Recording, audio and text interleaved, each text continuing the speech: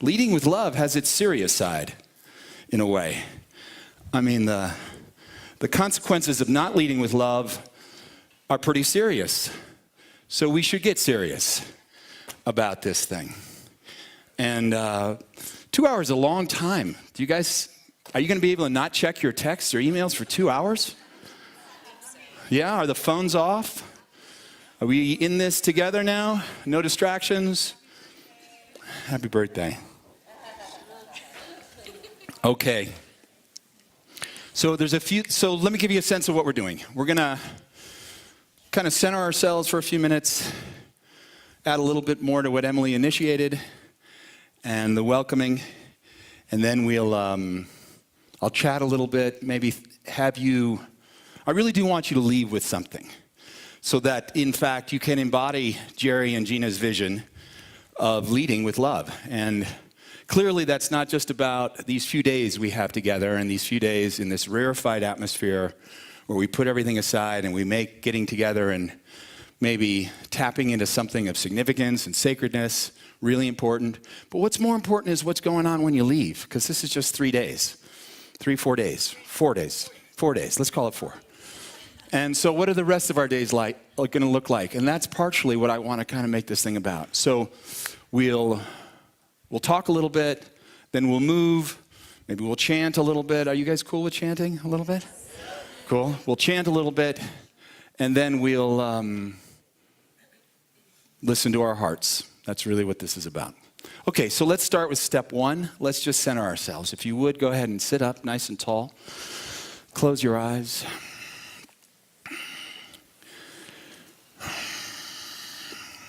Wonderful.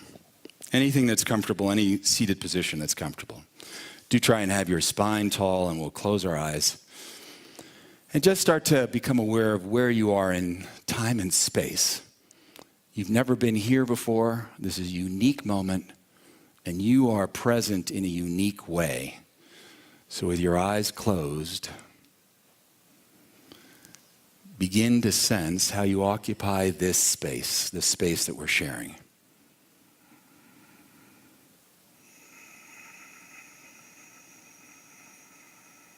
With your eyes closed, begin to deepen your breath. Begin to deepen your breath. Initially, I'd like you to sense that your breath is a call to be more present. There are no outside problems to solve, no responsibilities to fulfill other than just being here. And as you deepen your breath,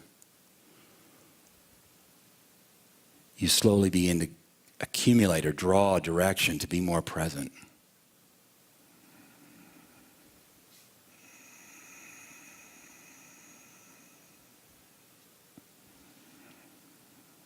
Now sense the breath affecting your spine. Your spine is growing taller as you're inhaling. And as you're exhaling, there's a sense of quietening, of surrendering. One of the reasons it's hard to find our heart, to access love consistently, to lead with love, is the simple fact of our nervous systems these days are so out of balance. And yoga is one of the fastest and most effective ways we really have to find that balance so that we can be more present. So that we can rest fully when we need to rest, so we can celebrate fully when we need to and want to celebrate, so we have vitality. We must be able to find the present moment. So we're going to chant a few ohms together. Let's do 3. The last one, I like to do a note higher. So just follow me on that last one. Take a deep breath in.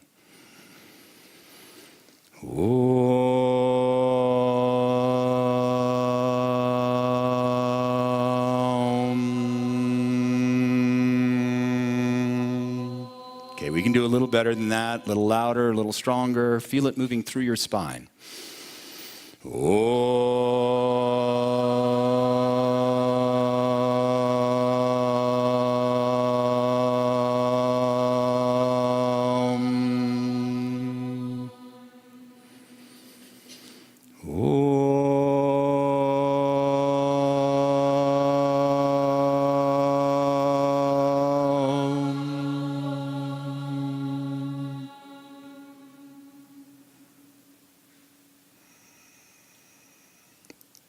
So with your eyes closed, take a few moments to reflect back to a time where you were really happy, really content.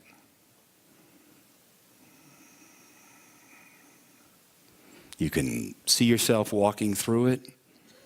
Maybe it's surrounded by special people. Maybe it's just by yourself looking at a sunset. The kind of time I'm talking about, asking you to reflect on, is a time where you didn't want to be anywhere but where you were.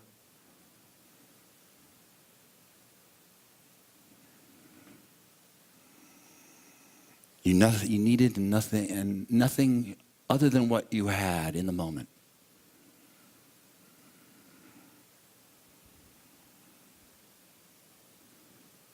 And now as you cultivate that feeling, I want you to begin to feel it on a cellular level.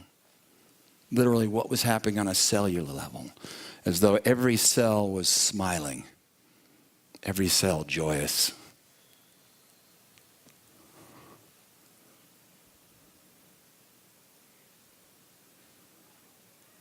And just for another minute or two, we're just going to sit and bask in the light of joy. Bask in joy. Science has told us and proven time and time again in the last 20 years how healthy this is, how much it benefits you, how it improves your immune system, cognitive function, well-being, longevity, ability to fight disease. It's all here, tapping in to joy, love.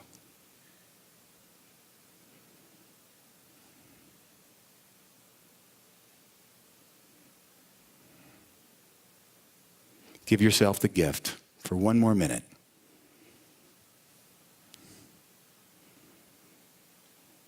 Rest in the knowledge and the feeling that you need nothing or no one to be complete.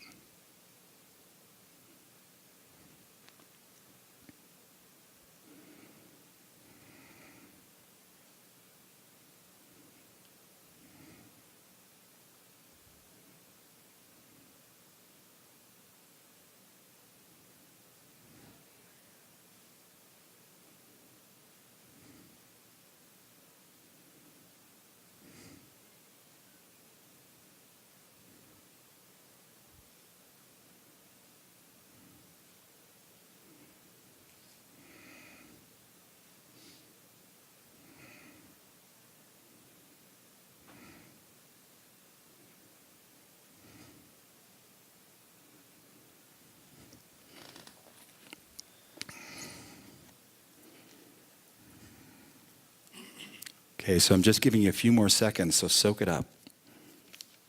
A few more seconds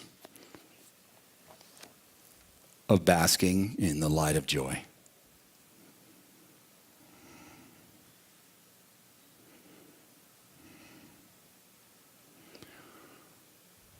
Okay, so with that experience right there, keep your eyes closed for a moment. We're going to do a little experiment. I'm going to ask you to extend your index finger.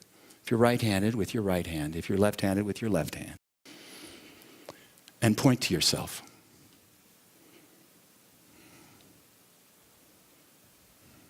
One more time, point to yourself.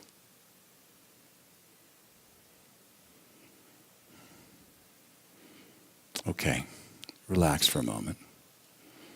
Open your eyes. Good. And turn to the person next to you, please, and point to them where you pointed on yourself.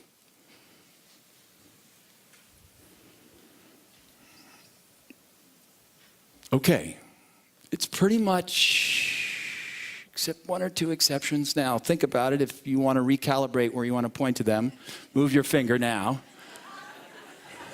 Okay, excellent. So what do we learn? You all are doing the same thing. Anyone point to their foot? Elbow? Computer? Phone? Where'd you point? Your heart. When you say, are you talking to me? No, apologies to Robert De Niro. You talking to me? Is that me? We don't do our knees. We don't do our elbows. We don't even do our genitals, although we spend a lot of time thinking about them. We do our heart. And this is really part of where I really want to start this and maybe end this session we have today, this time we have. This is you right here. This is the most condensed version of you.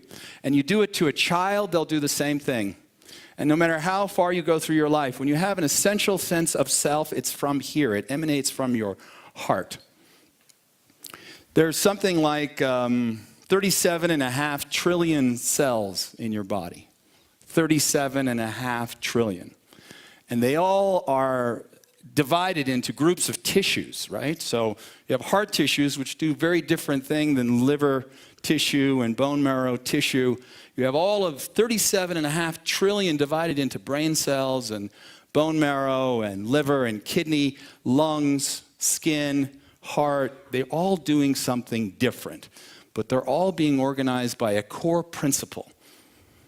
The organizational principle of all of these diverse functions is you. They are there to serve you. And the reason that they serve you as well as they do is because there is you. There is this essential you. And it's interesting because the more we see that we disconnect from this essential version of ourselves, the more health begins to be compromised. In other words, like the more we honor ourselves, the more we feel love and joy and health and happiness, the more these cells work together in the service of the one who they're organized around. So the heart is really the core organizing principle. And we would say that even beyond our own bodies. What organizes us in terms of life? What are the choices I'm going to make? How am I going to relate to people? How am I going to see the world? To the extent that you come from this same place called your heart, your soul, you have a functional, sustainable, something that positively enforces your overall well-being, as well as everyone who you think of and support from this same place. So I really want to thank Gina and the Murdochs. I want to thank Gina and Jerry for kind of just not only celebrating Gina's birthday, but kind of doing it in such a generous way and a thought-provoking way, and a way that just a little bit equips us after we're gone and left here, not gone, but after we've left here to kind of take something of meaning and value out into the world. I really want to say, they could have done a lot of things for Gina's birthday, but this is pretty exceptional. I had no idea what it was going to be when I said yes or when she invited me. But I'm really touched by what you guys have done. So thank you very much. All right. So the reality, though, is we don't always spend time in joy. So much of our world today is infiltrated and flooded and pervaded by anxiety, fear, sadness. So much of it. There's few people that you probably know. I mean, I would say that most of you know people who are really under the weight of sadness, under the weight of anxiety, if you yourself don't feel that way. And what we'd say is fundamentally that's a disconnection from this heart thing. Because I can borrow it either from Buddha or we can go to science. Science is saying some interesting things. So for instance, they have this terminology, the brain-heart. The heart-brain. You know that? And so we all probably assume that your nervous system and brain communicate to your physical heart, but did you know that your heart communicates to your brain? In fact, what's really fascinating is your heart tells your brain more than your brain tells your heart. So when you feel a certain way, it produces certain thoughts. And then your nervous system starts to spring into action, either in a way that'll support your well-being or in a way that'll harm it. In other words, the initial impulse to feed your nervous system with how you should respond to a situation comes from your heart. What happens to us, and this is, again, backed up by a lot of the science, is that when we start reacting from the brain, and especially kind of the most primitive aspects of our brain, it produces stress and anxiety, produces fear. And I would even tell you that prolonged anxiety and stress, if not resolved by hearing the message of the heart, will actually create and is the basis of sadness. So if you want this in a nutshell, a Deepacism, if you will, anxiety is the lack of response to stress. Sadness is the lack of response to our anxiety. In other words, something happens in life and we need to respond. If we don't respond for long enough, it becomes sadness. Initially, there's an impulse to change, adapt, and if we don't respond to our call to adapt, it creates anxiety. If we don't respond to our anxiety, it creates sadness. So what else can I tell you about listening to your heart and the value of listening to your heart? I looked up those words, lead and love, before I got here. And let's try the love thing first, or the lead thing first. That's the first word in this title. So lead, it's to somehow initiate some kind of movement. It's to be at the forefront of something. It's to activate either yourself or others, because we can be leaders to ourselves. But it's to move something forward. And the caveat here, the context is love. Now, there's essentially two kinds. There's the exciting one that's all about affection and sexuality and sensuality and affection, right? And then there's that other thing that Buddha and great sages have talked about and embodied, which is compassion and kindness. So the first kind is, I wouldn't want to do without the first kind. And I wouldn't want you to have that first kind, which is the affection, sexuality, joy, that stuff that comes. But it's pretty, ever notice that it doesn't always sustain itself? That there's comings and goings in the whole experience of love as it relates to romance? Is that just me? Or is it just the air in Aspen? We're in such rarefied air, your feelings of romance have been sustained indefinitely. It runs on a perpetual continuum. If you step into the next level of maturity outside or after that, what happens is you begin to realize that love is actually compromise. Love is about empathy. Love is about actually exercising whatever sacrifice you need to uplift others. That their happiness is really what it's about. So real love, in that sense, is not just loving how they love you, loving what you experience about yourself when they're loving you, because I'd argue that we rarely actually are paying any attention. You guys gonna go to sleep in the front rows? Don't do it, don't do it, I'll give you time. Oh my gosh. All right, I'm gonna lie down too. It's been a long week. I've had about a long month. I'm not feeling a lot of love right now though. Come on, you guys, sit up, sit up, sit up, sit up, sit up, sit up. I'll sit up, you sit up. We'll make a deal. All right, all right. All right, I won't go on much longer. I know you want to move. No, I was actually. All right, all right, all right. So here's what I was going to say. The idea of this is that when we start really loving, we love them not because of how they love us, not how they make us feel. I would argue that you rarely actually even experience them. All you really experience is your lovers, how they make you feel. You don't really experience them at all. If we love them, we would love their hate of us, their impatience with us, their frustrations with us, and we would love our disagreements. That's what love is. The other thing is just experiencing yourself when you're being treated nicely. So what we want to do is step up to this level outlined by Buddha and other great sages, and that is that how can we begin to love in a way that really begins to elevate this person onto our level. And we would argue that this isn't something you have to make up. It's not something you have to kind of wrap your mind around and develop an attitude of compassion. It is innate. It is innate. And the reason I tell you it's innate is because the more you do it, the healthier you are, the happier you are.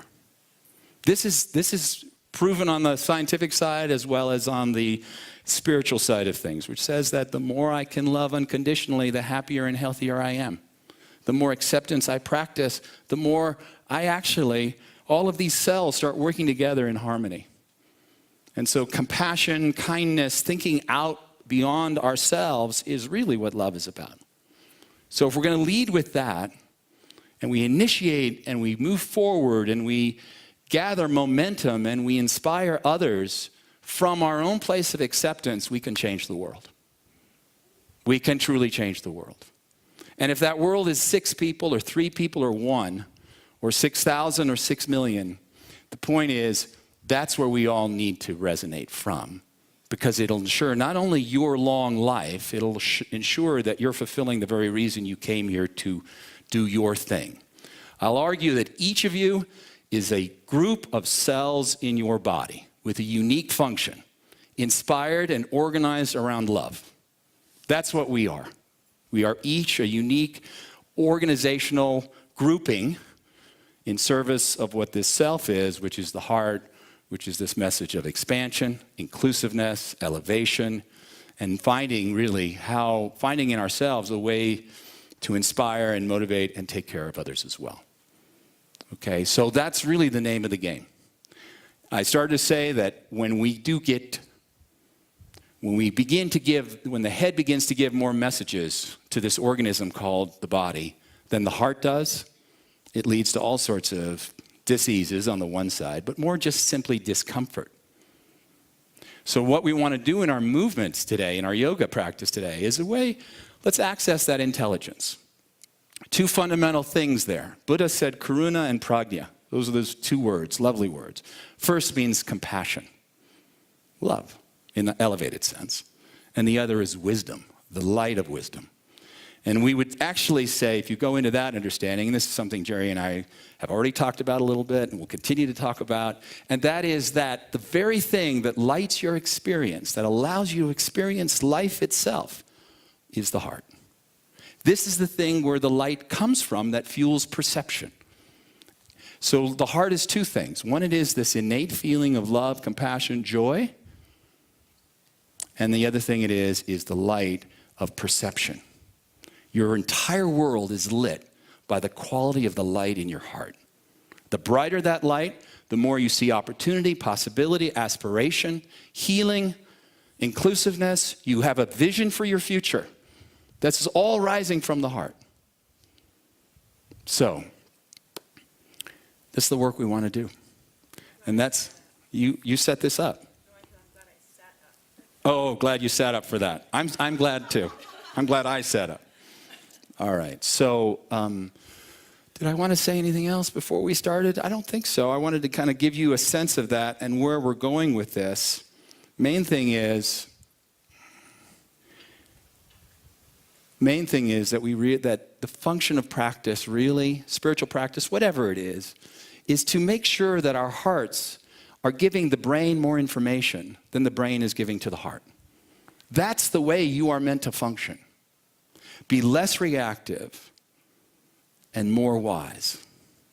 Be less moody and stuck in your beliefs and rational mind, and be more intuitive, sensing, alive.